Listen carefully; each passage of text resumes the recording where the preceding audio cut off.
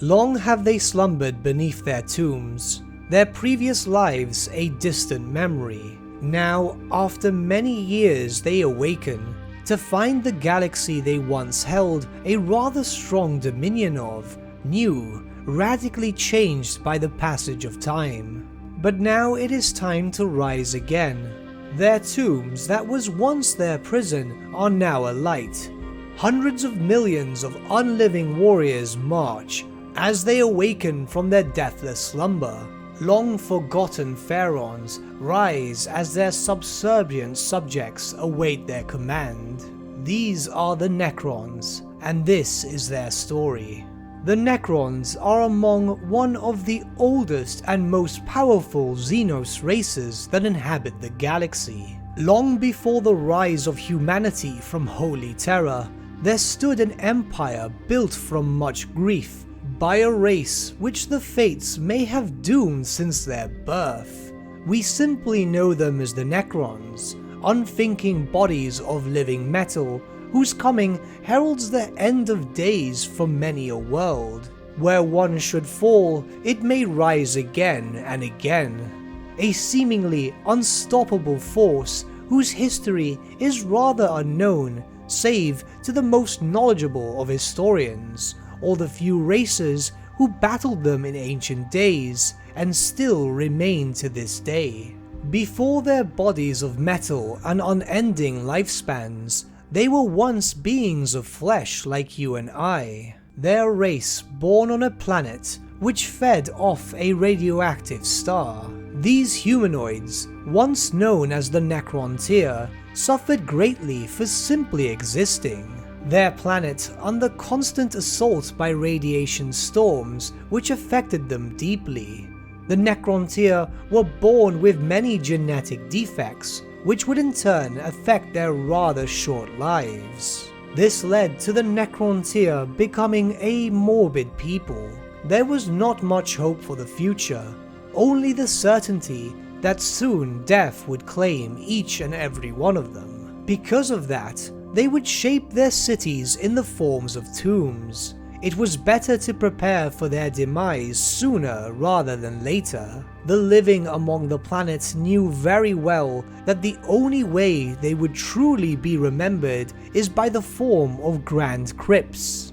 By dying, they had escaped the torment of life, and thus the dead deserve respect over the living. Still, the Necrontyr persisted, desperate to find a solution for the survival of their race. Should their homeworld star be the reason for their ailments, maybe it is time for them to claim others and be free from that which terrorizes them so. They built a fleet of ships, of a substance known as necrodermis, living metal, and took to the stars. It was time for the Necrontyr to forge an empire of their own and hope that they may find a cure to their short lives. Slowly they expanded, settling on planet after planet, with the Necrontyr amassing a sizable empire.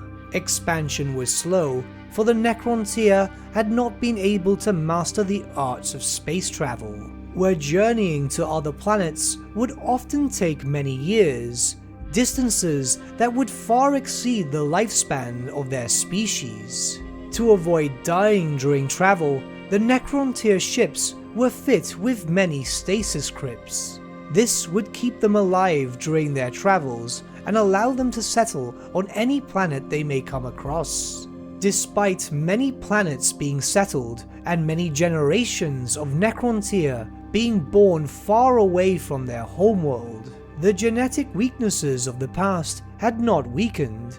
It would seem that those ailments were forever bound to their existence. This, paired with many new foundings of Necrontyr dynasties, led to rising tensions within their already fragile empire. Dynasties would wage wars of independence, as Necrontyr fought Necrontyr. There was no reason in their minds to keep united, as each dynasty became a power in its own right. The Triarch, the Necrontyr's ruling council and absolute authority, began to worry. Such infighting could spell the end of their race, They needed a reason to unite their race once more, and what better way than a war? During the years of Necrontyr expansion, they had come across many sentient races. Many were easily brought to heel and destroyed if they were presented with resistance. But there was one race which they did not attack, at least not at first. A race so ancient that many believe that they were one of the first races to achieve sentience within the galaxy. These were the Old Ones, technologically and psychically advanced beings whose knowledge could not be rivaled by any other of the creatures who inhabited the galaxy. Their near-immortal lives allowed them to continue their works constantly, perfecting the methods to travel the vast expanse of space for the creation of the Webway, which allowed them to exploit the Immaterium and travel across vast distances in incredible speed.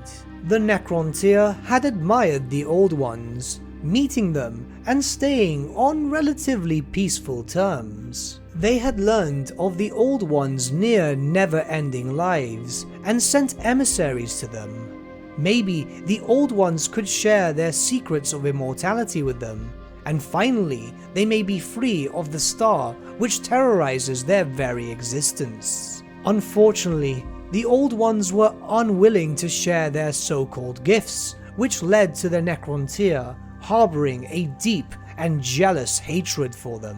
Why should the Old Ones outlive all others? Why should they outlive the Necrontyr? The Old Ones to the Triarch led for the perfect way to unite the Necrontyr once more. If the Triarch could make use of the Necrontyr's jealousy to the Old Ones, then their now fractured race could stand together and wage war. Emissaries were sent to all the worlds which now stood independently. They spoke of a need for a united front, where the Necrontyr could lead a bloody war against the Old Ones. If they were not so willing to share their secrets of immortality, then they would be forced to do so. So it was that the Necrontyr had been united once more, where legions of warriors from many dynasties were assembled and sent to attack the ancient beings. This set off the events known as the War in Heaven, where Necrontyr forces were woefully outmatched. The Old Ones' superior technology and use of the Webway meant that they were always one step ahead of them, driving back the invading forces at any point they may attack. Bit by bit, the Necrontyr were pushed back to their already dwindling borders. Their race had indeed been united, but in effect only towards a suicide mission that would doom them. Many of the planets long held by the Necrontyr were eventually relieved of their hold as the Old Ones pushed them back further and further to their homeworld. With many generations of Necrontyr dying in this brutal and bloody war, it was said that some dynasties had asked for the Triarch to call for peace before their extermination.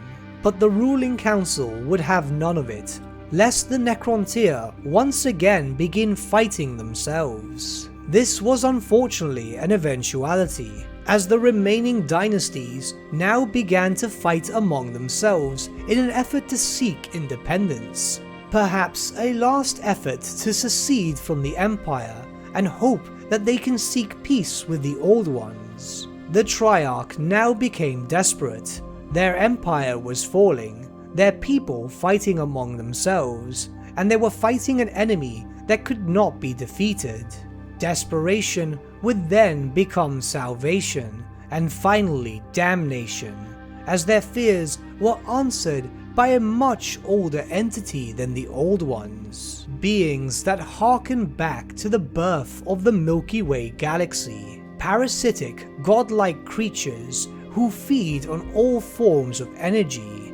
These were eventually known as the C'tan, the Star Gods. The C'tan, like the Necrontyr, loathed the Old Ones and sought their destruction.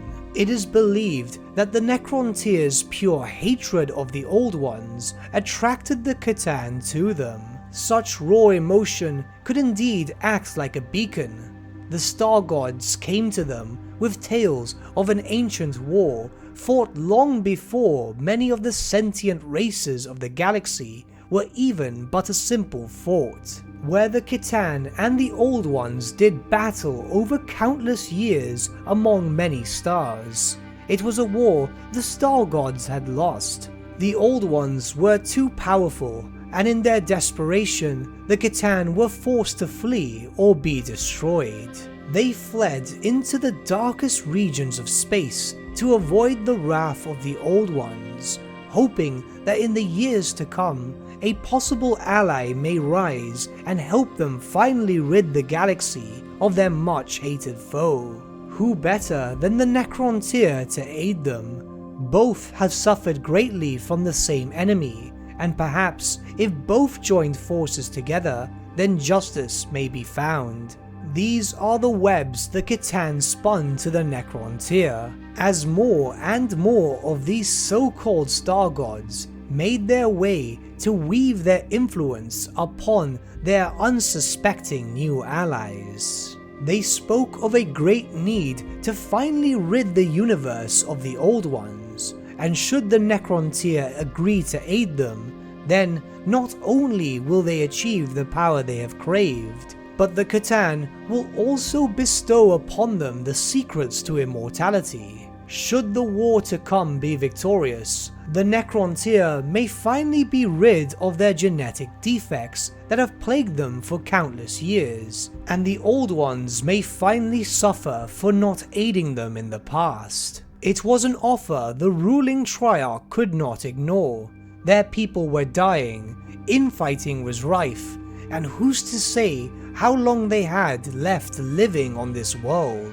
The pact was sealed with the Necrontyr bowing before the C'tan, forging bodies of living metal for them made of necrodermis, the same substance they used to create their powerful fleet. Now these ethereal entities walked upon the physical planes, and it would not take long for the Star Gods to begin instructing the Necrontyr on how they may finally achieve immortality. Forges were constructed and roared day and night.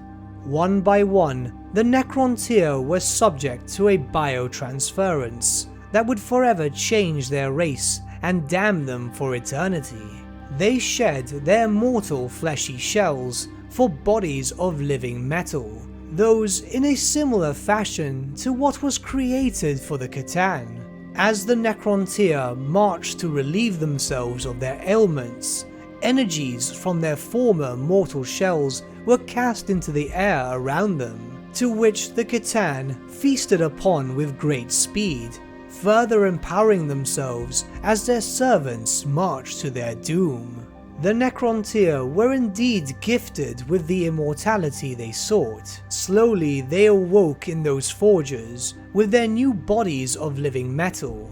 No longer would they age, feel pain, or be blighted by the worries of the living. This was, however, their damnation, with physical immortality being paid for in the loss of their souls. The Necrontyr had worked towards their own demise, as now they were called ageless machines. The Necrontyr were truly gone. They were now known as the Necrons. It was here that the ruling member of the Triarch, the Silent King, understood his mistake. He and his people were now doomed to live for the rest of eternity as machines. His subjects were now shells, totally subservient to him through the use of force command protocols. He now commanded unquestionable loyalty over his people. Their forts were his own, and they could no longer think for themselves. While this was a welcome change, considering the countless years that the Necrontyr had fought among each other, even this felt empty. Time and time again had the Silent King been tempted to override the command protocols, so that his subjects may once again think for themselves. However, he knew well enough that should they be able to do so, then surely they would seek to destroy him for damning them. With immortality finally achieved, it was time for the Necrons to fulfill their end of the bargain. War must be brought to the Old Ones, and thus did the Necrons and the C'tan march to war. Uncountable Necron legions fell upon the planets held by the Old Ones and their servants, as the C'tan swooped in to feed on any energies that were left vulnerable. Planets fell, stars were consumed, and whole systems were left completely devoid of life, as the unstoppable tide of living metal swept throughout the galaxy. This was the true beginning of the Great War known as the War in Heaven. It is unknown how many lives were lost to the wrath of cold, unthinking metal, but through many years of this dark crusade, the Old Ones were finally defeated, no longer being seen for countless millennia after. If they have been downright exterminated, or fled to unknown reaches to escape being devoured by the C'tan is unknown, but one thing is certain. An ancient foe to the Necrons had now been defeated, but now they must turn their attentions to those who damned them forever. The C'tan had fed greatly on the energies released during the war, and while that made them immensely powerful, their victory over the Old Ones made them cocky, and they took down their guard. They were not to expect the Necrons, who by this point had been channeling their weapons with energies of the living universe, for one first and final strike towards the C'tan. In one hateful strike, the Necrons unleashed the power of their weapons onto the C'tan, and while many Necrons had been destroyed in the rebellion against their star gods, the C'tan were shattered into innumerable shards. They could not outright be destroyed, for the C'tan are as old as the birth of the galaxy itself, possibly even the universe. Their destruction would have devastating repercussions to the fabric of reality itself. The shards of the C'tan were then bound to the extra-dimensional space of the Necron Tesseract labyrinths. Now the supposed master would take the role of the slave. The Necrons were finally free to control their own destiny. The war, however, was far from over. With the Old Ones defeated, many of their creations had taken the mantle. The Eldari, perhaps the most powerful of the Old Ones' creations, had taken dominion of the territories held by them in an effort to continue the war against the Necrons. And due to the Necrons' wars against both the Old Ones and the C'tan, they were extremely weakened. The Silent King knew well enough that his empire would be destroyed if the war continued, but peace was never an option. Instead, he would command his legions to go into a deep sleep, transforming the great Necron cities into tombs for their slumber. The Eldari would be allowed to shape the galaxy for the time being, but they were creatures of flesh, and eventually they would falter and fail, whereas the Necrons were immortal. Time meant nothing to them, and even if they should sleep for millions of years, one day they would rise up and take the galaxy as their own. As the last of the legions fell to their rest, the Silent King watched as his people, long-suffering beings of flesh, now an unliving mechanical force of destruction, obeyed his command. He had failed his people. He knew this well. Immortality was achieved, but at what cost? He destroyed the command protocols that gave him complete control over his subjects. Perhaps in the future they may prosper once more. And with that, he disappeared, never to reappear again until millions of years later. An untold number of Necron tomb worlds had entered stasis for millions of years. During this time, many races rose and fell, and many long-fought wars near cataclysmic level had been fought, all without the Necrons even knowing. Some stasis tombs, unfortunately during this long period of sleep, had been destroyed. Eldari raiders still continued their quest to terminate any active tombs. Some tombs themselves had failed, for a stasis of millions of years can indeed make even the most advanced of machinery fail. While many of these tombs were destroyed or failed, many more stood in stasis. Millions, if not billions of Necrons may have been lost, but billions more lay in wait. For close to 60 million years they slumbered. The galaxy around them changed by wars unknown to them, but now it is time to rise again and take back what is theirs by right. Slowly, each of these tombs began to activate. One by one, the machinery within these ancient crypts began to glow their deathly green, as legions began to rise. A process that would take decades, some even centuries, but time was irrelevant to the Necrons. Soon enough, they will conquer the galaxy. Because of this slow process, a Necron tomb world is extremely vulnerable. As the ancient machines start to rouse after so many years in a dormant state, energies are released very much in the fashion of a beacon, which can attract all manners of life. Scavengers and scholars alike will be attracted to these energies, each bringing their own personal retinue of forces should the beacon have any hostile defenses, and it surely does. The beings that awake first are normally those which will act as minor defenses within the Necron tombs. While they might not be the most impressive of their legions, they are surely enough to keep investigating forces at bay while the rest of the tomb rises from their slumber. They began to awaken in the early years of the 41st millennium. Much had changed over the years. The rise of man, the fall of the Eldari, the Horus Heresy, and so much more. This is now a galaxy rife with war, and to the Necrons, it was a war being held within their own empire. The still thousands of remaining tomb worlds that once belonged to the mighty Necrontyr Empire formed the foundation of what the Necrons hoped to control.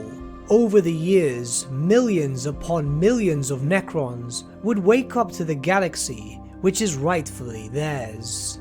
The biotransference would not only change them forever in body, but also in mind for at least the large majority of the population. While the upper echelons of the Necron race still retained some sense of who they were as Necrontyr, with the more prestigious they were in life, the more they would retain. The majority, however, would be shells of their former selves. Numb to all joy and experience, bound to the will of their betters since they have awoken. The destruction of the command protocols by the Silent King meant that some of the higher-ranking Necrons may take control of their own dynasties, and perhaps when they were to awaken again, the Necrons will thrive. It is a common misconception that all Necron dynasties are warlike. Indeed, not all of them are as ruthless as Imperial records would suggest. Upon awakening, some Necron lords will deal with matters in a peaceful way if possible, where if their world or other worlds they once controlled are now inhabited by some other sentient species, a diplomat may be sent to politely ask them to leave or else face retribution. Of course, the large majority of Necron lords will not waste such time to enter diplomatic talks with lesser races. When enough of their legions are awake, it is better to engage with them in full-scale war and wipe out these intruders. Now, with the rise of the Necrons once again, the galaxy and its inhabitants must face an ancient foe, one that has been able to not only defeat gods, but also enslave them. With each passing moment, more of these mechanical skeletons rise from their tombs, and it is only a matter of time until the full might of the dynasties are brought to those who dare lay claim to their lands. I hope you enjoyed this video. It was a bit of a short introduction to how the Necrons are in the Warhammer 40k universe. It's something which has been requested on the channel a few times to start delving into 40k lore, and in truth, after reading the recent 9th edition releases, I've realized that the 9th edition books go less and less into lore, which is a shame as it pretty much skips out on all of the origins towards the Necrons as the Necron tier. This video will serve as a bit of a test to see how you guys react to the introduction to 40k lore on the channel, so if you do enjoy it, let me know in the comments below, as I'm rather curious to see if you guys want to see more of this. Of course, this will also include Warhammer Fantasy lore and possibly some Age of Sigmar stuff too. I've missed doing lore, so this might be kind of fun to do. But with that, my friends, we've come to the end of our video. Thank you so much for watching. If you did enjoy the video, might I suggest giving the video a like, or even subscribing to the channel, as it really does help us out. In the description section below are various links to different social media platforms such as Facebook, Instagram and Discord. Also in the description section is an affiliate link with Element Games where you could buy loads of hobby-based products, not just Warhammer, for 10 to 25% off. Making a purchase using that link and also our special code, which is also in the description, supports the channel at no extra cost to you, which we think is rather cool. A big thank you to our patrons. Your support means the world to us. It's amazing that people want to help a small channel like us grow and get to a higher level of content. A big thank you to Gibraltar LUSC, Ryan Bertsche, Andrew Prince and Okro for subscribing to us at our Fane level. You guys are super cool. And a big thank you to Edward Yule, VS Vasan, Aaron Whitman and Shaggy for subscribing to us at our King level. Honestly, we can't thank you all enough. And lastly, a big thank you to all of you for liking, sharing and commenting on these videos. Honestly, it's because of you guys that the channel has been growing at such a great pace lately, so we can't thank you all enough. But with that, my friends, thank you so much for watching once again, and we shall see you all again very, very soon. Have a good day.